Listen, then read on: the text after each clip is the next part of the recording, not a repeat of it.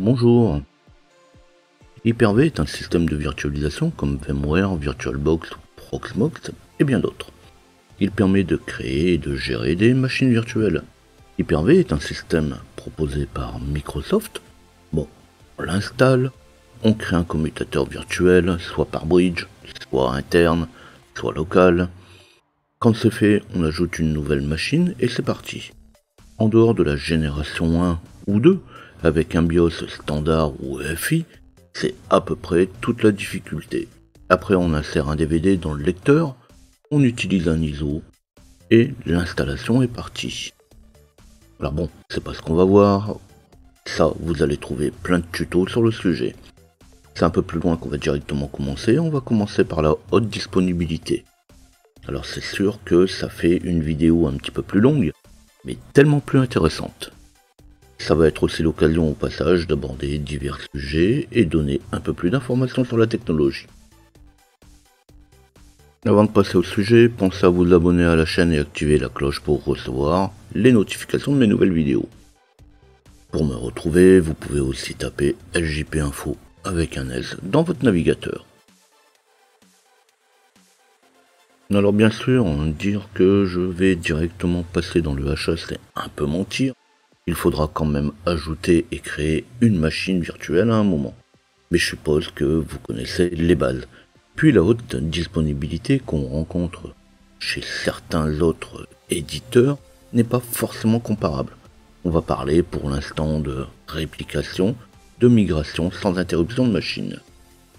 Je vais donc commencer par présenter mon environnement. Ça c'est mon environnement. Vous pouvez bien sûr avoir un peu moins de matériel et de ressources, ou le contraire, un petit peu plus. Je vais travailler ici sur mon poste administrateur, sur lequel j'ai les outils d'administration d'installer, un outil de connexion RDP, mais surtout tous les outils pour travailler directement depuis mon poste avec la configuration associée. Alors tout ce petit monde est connecté au travers d'un Active Directory, comme ça il n'y a pas de souci de communication ou de droit. Si je me rends dans les outils d'administration, dans les outils utilisateurs et ordinateurs Active Directory, on pourrait très bien y voir un peu mes ordinateurs et serveurs du domaine. Bon, je ne parle pas des habituels serveurs DNS et DHCP, de toute façon c'est pas le sujet qui va être traité ici. Oui, il y en a pour un petit peu tous les goûts, des serveurs, du serveur core, des serveurs Hyper-V, des machines standard. Ce qui m'intéresse ici, pour l'instant, ce sont mes serveurs Hyper-V. Alors ils répondent au minimum prérequis, c'est-à-dire 4 cœurs, 4 Go de RAM minimum, et à côté j'ai un disque de 60 Go pour le système, et un deuxième disque de 200 Go pour le stockage de mes VM. 2 cartes réseau, donc là 2 cartes réseau c'est quand même préférable. Alors on le verra plus tard, c'est pas spécialement ici pour la création de machines, mais ça sera principalement pour les communications et pourquoi pas si vous voulez aller plus loin faire du cluster. Alors sur ces machines, pour l'instant, je n'ai rien de spécifique d'installé. Alors bien sûr, j'ai Hyper-V et son outil d'administration. Donc jusqu'ici, c'est comme ça généralement qu'on va configurer un serveur Hyper-V. Alors pourquoi en général? Simplement parce que c'est comme ça qu'on le configure, juste pour un emploi de base, et non pour un emploi avancé. Alors je vous donne rapidement la ligne de commande PowerShell, ça reste juste un rôle simple, et puis surtout, je vais pas y passer 2 heures. Donc on fait un install-Windows Future, -name, Hyper-V, espace -computer name, le nom de ma machine, espace -include management tools, espace -restart. Donc là en fait je lui dis d'installer le rôle Hyper-V sur le nom de ma machine, le nom que vous voulez, en incluant les outils de gestion et redémarrer éventuellement. Et enfin j'ai ajouté et installé une machine sur l'un de mes serveurs. Alors cette machine qui est installée est une machine quelconque. Bon, j'ai passé un petit moment pour présenter mon environnement. Comme je disais, arriver jusqu'ici ça sera assez facile. Il suffit tout simplement d'aller chercher sur internet comment créer une machine Hyper-V. Et en plus de ça, vous avez une documentation, la documentation Microsoft, qui est très bien faite à ce sujet.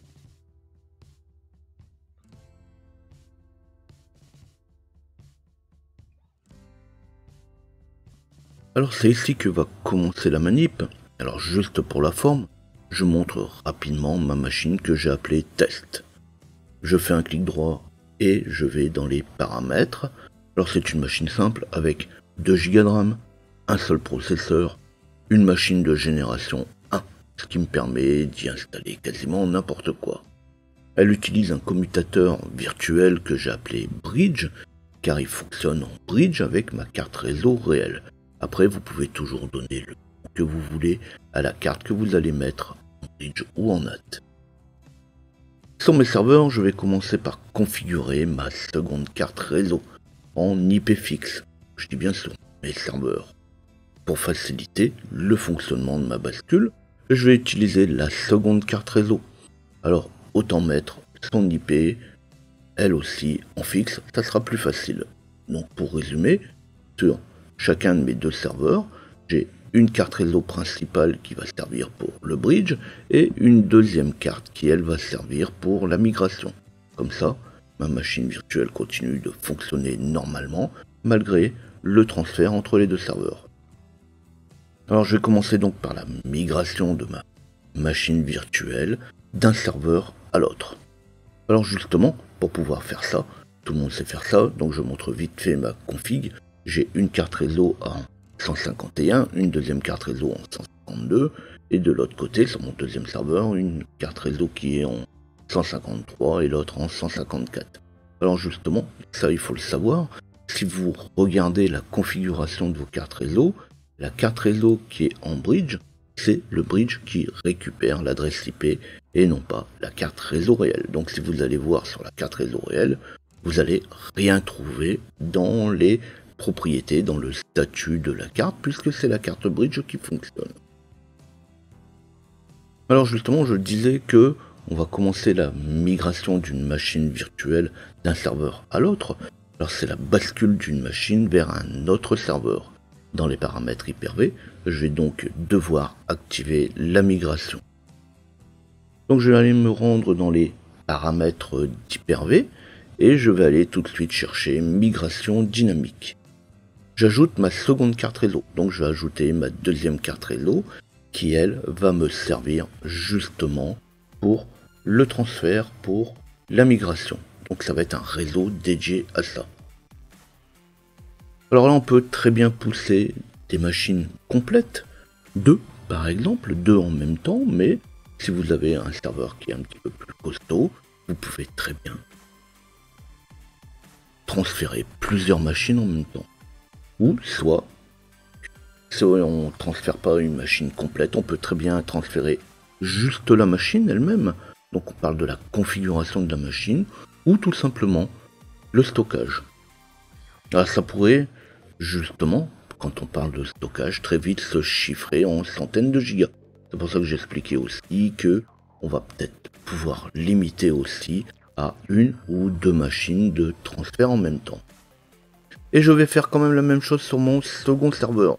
Si je fais pas, quand je vais vouloir migrer ma machine, j'aurai un message qui me dit que l'autre serveur n'accepte pas la migration.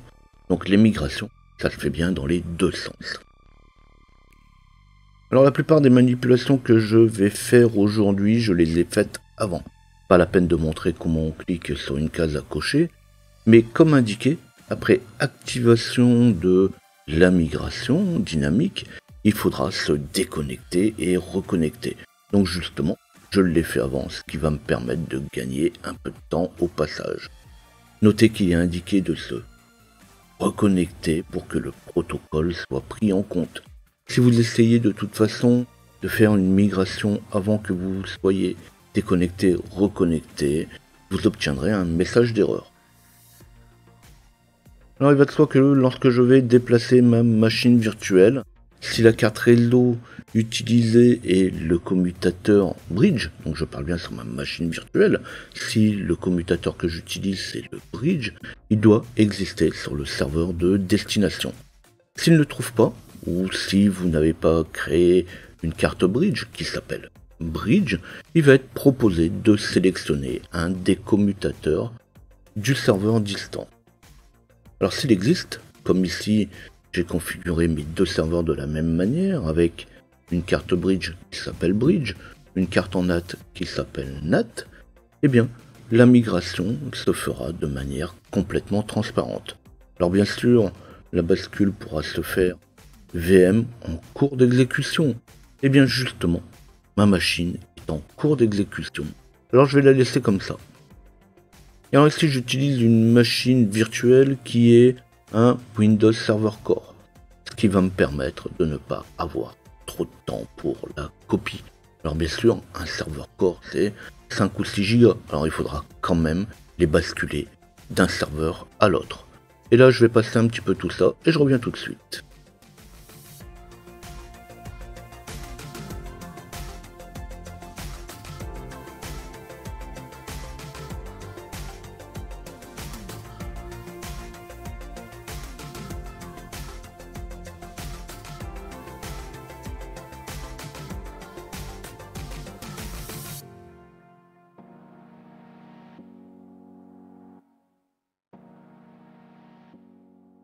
Alors ça y est, la bascule est faite. Alors j'ai pas l'intention de faire le yo-yo d'un serveur à l'autre, alors je vais me connecter directement dessus, ce qui me permet de voir que ma machine virtuelle est bien passée d'un serveur à l'autre et en fonctionnement. Alors je rentre pas plus dans les détails de la migration dynamique, on y migre ce qu'on veut, comme on veut, de la même manière qu'on peut migrer un stockage à condition qu'il soit accessible. Alors à la différence de la réplication, une machine peut être migrée à condition que le serveur soit joignable, que le stockage n'ait aucun souci. On ne migre que des machines qui sont effectivement en bon fonctionnement. Alors je ne rentre pas dans toutes les conditions d'utilisation, on peut alors penser à un stockage commun, par exemple distant. Et en cas de crash du serveur, on pourrait alors remonter une machine sur l'autre serveur et relancer la production. Donc là, effectivement, en cas de crash, la production n'est pas perdue, elle est arrêtée. C'est quand même un moindre mal. Et c'est là où, justement, va intervenir la réplication.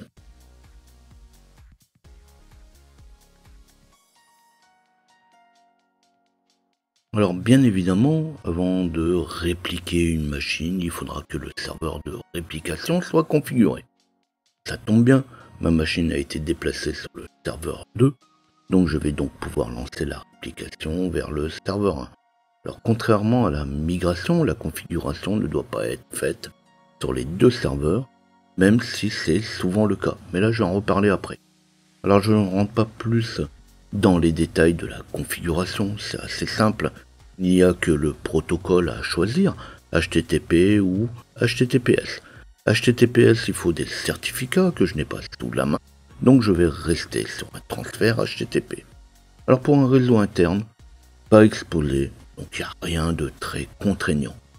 Alors on peut aussi sélectionner quels serveurs pourront répliquer, et où seront stockées les réplications. Alors pas besoin d'y passer plus de temps que ça sur la configuration d'Hyper-V. Par contre, justement, il faut penser à configurer le pare-feu.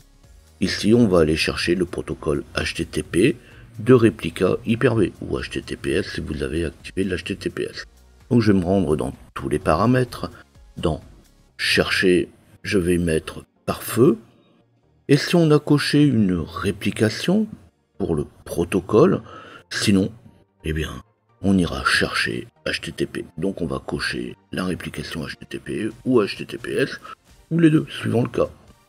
Là, pour la configuration du pare-feu, je laisserai passer les datas que pour mon domaine.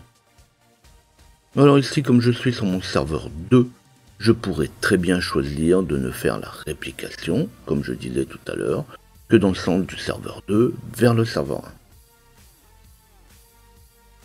Alors justement, si une réplication avait été déjà lancée, c'est pour ça que j'en profite, pour une machine, on pourrait, comme je le montre, très bien reprendre la réplication en cours. Justement, je devrais supprimer l'ancienne réplication avant de pouvoir lancer la nouvelle. Alors j'en profite un peu, car vous allez le voir, la réplication prend aussi du temps. On peut envisager toutes les actions possibles liées à la réplication. Alors je montre un peu ça au passage, mais vous devrez de toute façon pratiquer pour voir ce que ça donne. Alors dès lors que la réplication sera activée, la copie va se faire du serveur 2, donc je suis parti de là, vers le serveur 1. On pourra alors demander la synchronisation toutes les 5 minutes, ou toutes les 15 minutes, ou même encore toutes les 30 secondes. Là, c'est suivant le flux de données qu'on voudra laisser passer et voir passer, puisque de toute façon, si vous avez des machines où il y a beaucoup de modifications, il y aura forcément beaucoup de flux dans la réplication. Alors il faudra compter sensiblement le même temps que la migration du poste qu'on a fait tout à l'heure pour voir la réplication se faire et être validée.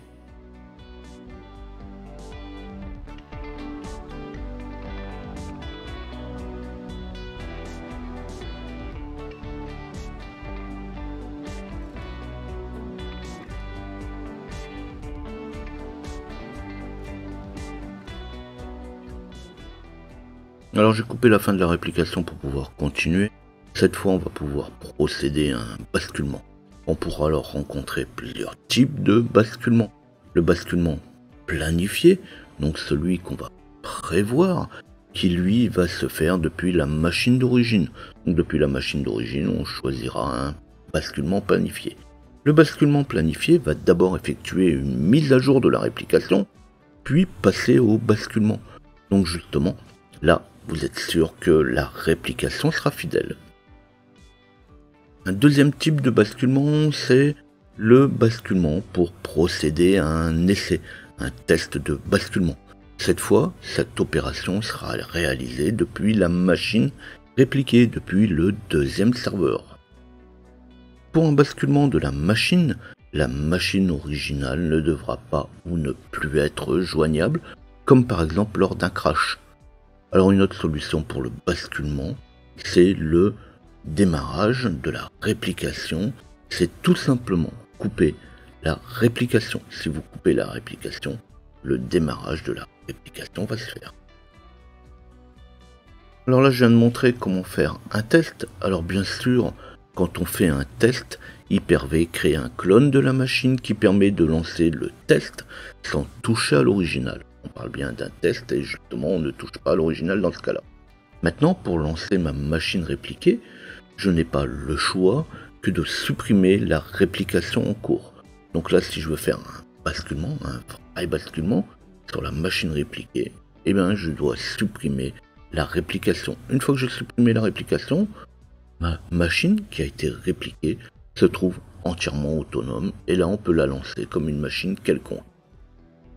Alors ça peut paraître un peu compliqué comme ça dans une démonstration, que je bascule d'un serveur à l'autre, d'une machine à l'autre, d'une copie à l'autre, je lance un test de réplication, je coupe la réplication et je lance ma machine répliquée.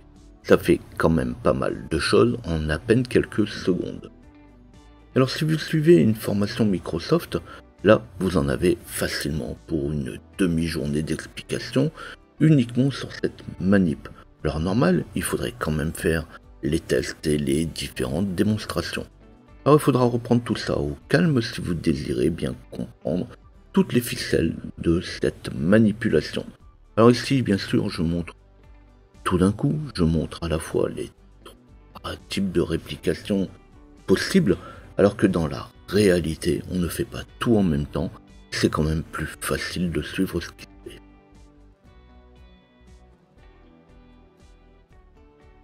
Alors j'en ai pas encore parlé, mais je vous laisserai aller voir. Il est également possible de répliquer encore sur un autre serveur. Donc je fais une réplication du serveur 2 vers le serveur 1, et mon serveur 1 pourrait encore répliquer vers un troisième serveur. Alors je vais pas rentrer plus dans le détail, alors même si on parle d'étendre la réplication, donc c'est tout simplement effectivement ce fait de répliquer sur un troisième serveur, mais le reste c'est sensiblement la même chose que la réplication. Enfin, généralement, on prend, comme ici, deux serveurs avec l'un qui sert de réplication pour l'autre. Le serveur 2 sert de réplication pour le serveur 1, le serveur 1 sert de réplication pour le serveur 2. Alors, justement, c'est sensiblement ce que j'expliquais tout à l'heure lors de la configuration du pare-feu pour le protocole HTTP/HTTPS.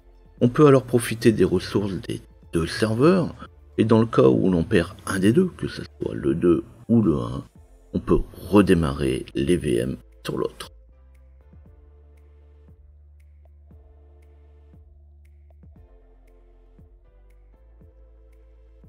Bon, oui, on pourrait presque parler de achat, de haute disponibilité, en tout cas, on le considère comme ça. Mais le failover n'est pas encore rempli. Si on a atteint le basculement, il est vrai qu'on ne perd pas tout son travail. Après, tout dépend des délais de réplication. Si la réplication intervient après 15 minutes, vous allez perdre les 15 dernières minutes de travail. Par contre, la continuité de service, ce n'est pas encore le cas. Un des serveurs tombe, il faut encore couper la réplication et redémarrer là où les machines sur l'autre serveur.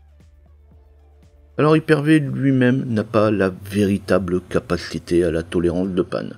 Hyper-V n'a pas la possibilité de continuer à exécuter une machine virtuelle sur un autre qui se bloque sans interrompre la machine virtuelle. Alors pour remplir la tâche failover, il faudra passer encore sur une autre technologie, une autre couche, le cluster de basculement. En fait, c'est une technologie qui a été développée pour protéger une variété d'applications, y compris les logiciels tiers ou des scripts. Hyper-V est l'une des applications qui va être prise en charge de manière native par le cluster de basculement, mais vous voyez bien ici qu'on sort là d'Hyper-V. C'est pour cette raison que le cluster de basculement, c'est un autre sujet, puisque en fait il ne traite pas uniquement que Hyper-V. Alors c'est quand même un fonctionnement bien typique de Microsoft. On a tout un tas de services qui vont venir s'imbriquer les uns dans les autres. Alors si la vidéo vous a plu, vous n'oubliez pas de liker. Le sujet Hyper-V peut quand même être bien vaste. Ici, je n'ai pas parlé de stockage, ça reste une gestion du stockage. Hyper-V n'est pas disponible pour les partages NFS.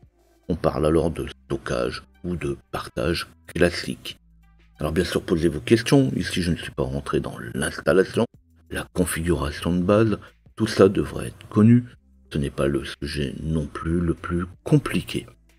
N'hésitez pas non plus à me faire part de vos remarques. À bientôt.